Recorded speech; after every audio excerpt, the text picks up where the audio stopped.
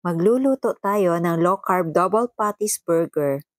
In a mixing bowl, put green dahan natural almond flour, green dahan lupin flour, baking powder, green dahan Himalayan pink salt, and mix well. Then, set aside. In a separate mixing bowl, put egg white. At whip lang po natin ito. Then, add cream of tartar. Kapag nag-form na ng maraming bubbles, add sweetener. Ang ginamit ko ay green dahan golden monk fruit erythritol blend.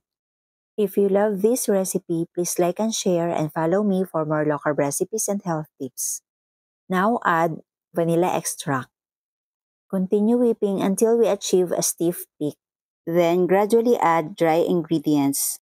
Huwag hayaang ma-overmix yung egg white. At isalin na natin sa molder. Bake at 175 degrees Celsius for about 30 minutes. Then, let it cool.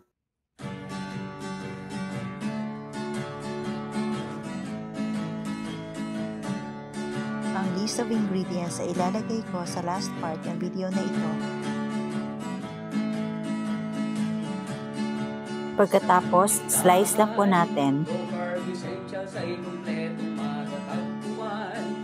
O diba ang lambot? Set aside muna natin ito. Gagawa tayo ng burger patties. Sa food processor, naglagay lang ako ng ground beef. Then add garlic powder, green dahan, Himalayan pink salt. Then add white pepper. At magdadagdag din tayo ng 2 eggs. At may sugar-free ulam pa.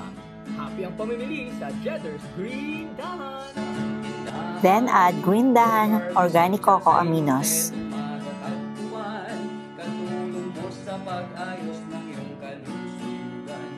O diba, ang bilis lang. Gagamit tayo ng plastic paglalagyan nitong ground beef. Mag-form lang tayo ng circle, depende kung gaano kalaki at gaano kakapal or nipis ang gusto nyo. Pagkatapos, ilagay lang natin ito sa freezer for about 1 hour. Habang naghihintay tayo na mabuo ang ating burger patties, gagawa muna tayo ng cheesy cream sauce.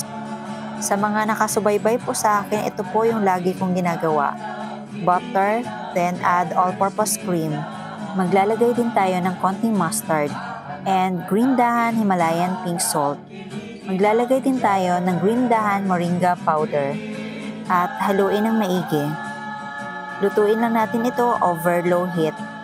Then add grated cheese.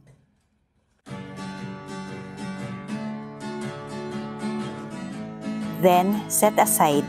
At ngayon dahil nabuo na ang ating burger patties, fry na natin ngayon. Naglagay lang ako ng konting butter sa pan at lutuin lang natin ang burger patties over medium-high heat. Then set aside. Ngayon gagawa naman tayo ng red sauce. Naglagay lang ako ng konting tomato paste, konting water, green dahan golden monk fruit erythritol blend, at maglalagay din tayo ng konting white pepper, green dahan Himalayan pink salt. Pagkatapos haluin ng maigi. Add more water kung masyadong malapot. Then set aside. Ngayon, assemble na natin ang ating low-carb burger. Una nating ilalagay ay ang red sauce. Next, lettuce. Then, cheese. Next, burger patties. At yung ginawa natin kanina na cheesy cream sauce. At maglagay ulit tayo ng cheese. Tapos, lettuce, burger patties, and third layer ng cheese. At lalagyan natin sa top ng cheesy cream sauce. At ito na ang ating low-carb double patties burger. Tikman na natin. Lagyan ko nito kasi para hindi po sila maghihiwalay.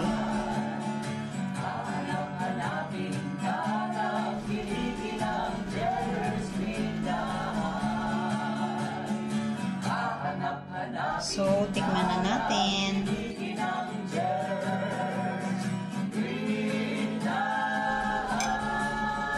Ayan. Ang sarap! Grabe! Guys, sobrang sarap talaga, promise.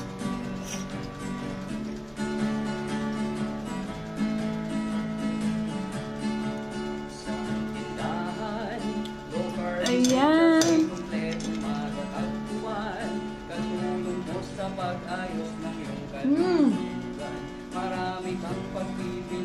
Ang sarap. Baking essentials, condiments, nuts and seeds, healthy oils, coconut butter, Try niyo po ito. superfoods, herbs Ang and sarap spices, talaga. low-carb breads, kakanin, at may sugar-free ulam pa. Happy ang Kahit yung pamimili bread. sa Jetter's Green Dahan. Tingnan niyo naman, malambot yung bread, oh. Ayan, oh. Diba? Ayan, oh.